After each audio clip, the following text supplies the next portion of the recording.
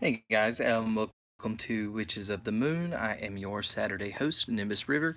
If you happen to be catching this live stream on a Thursday, you're probably wondering why I'm on Thursday, but I'm going to post it unlisted, and one of my colleagues are going to post it on Saturday for me because I'm going out of town, so I won't have time to do it then. So this week we are talking about a tarot deck that I chose for this video, and they've already been shuffled, so there's no reason to shuffle them on camera. I'm just going to cut the deck and then pick whatever card is on the top, and then I'm going to interpret it.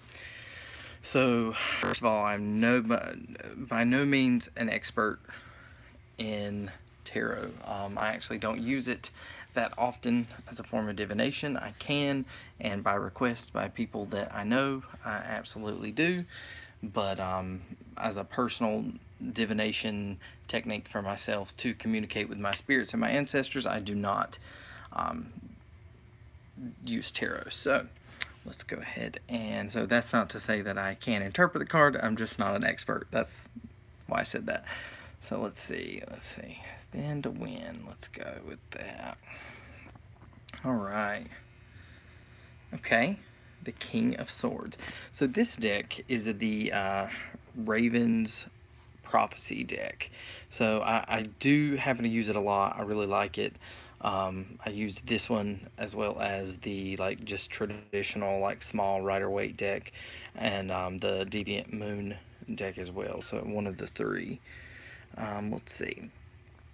So the King of Swords. First of all, it is known as a face card. So in a regular deck of cards, you would have your Jack, your Queen, your King, and those would be your face cards. And similar to that situation in tarot, where you have your pages and your knights and your queens and your kings.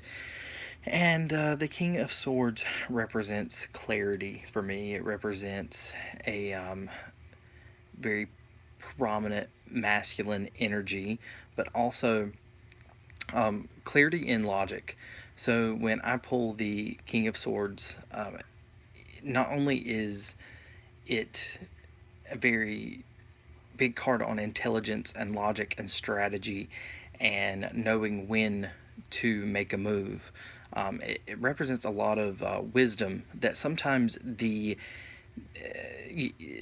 air cards or the swords, for example, don't always represent wisdom, which is odd because they are very intelligent based cards. But intelligence doesn't always mean wisdom. But the King of Swords is very wise. You will notice that specifically in this deck, it is represented by a sword that is sheathed.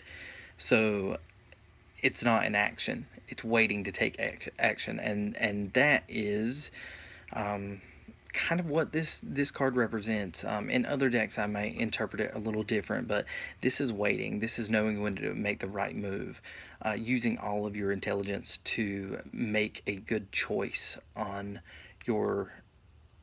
Is it in relation to, say, this was pulled with a pinnacle card?